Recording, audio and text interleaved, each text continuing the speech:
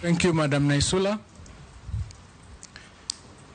The question of changing existing policies in an institution that are good is, I think, something that needs to be considered.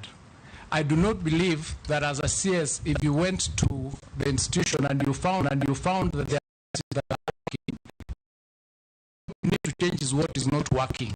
So, because government is one and you operate on continuity, it's a perpetual succession, so to speak.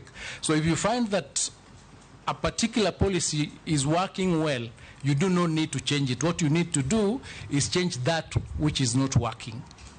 On your second question on effective communication, it is true that there is a challenge with effective communication because some of the policies are complicated.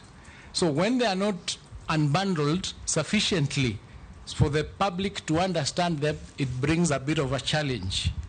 I think what is not in doubt is that the university funding that you refer to, without a doubt, is a good program.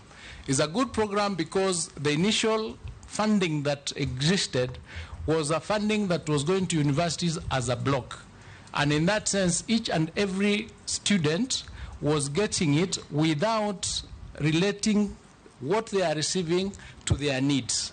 The new funding model is a model that is based on the need of the student and the cost of the program.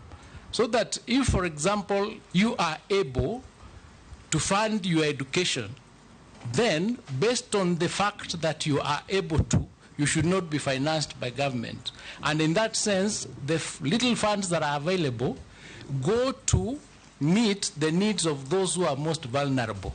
So in a manner of speaking, if this unbundling was done properly, then the public would understand what it is. Because the new funding model is a funding model based on the MTI, where parents are assessed using the means testing instrument so that we can determine what level are you, because there is a strata of 5 stages or 5 groups of students that get this funding. So the people or the students who are most vulnerable get the highest amount. Those ones who are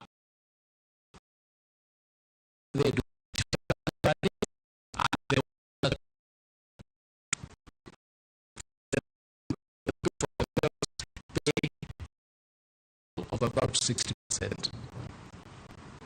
Majority Leader.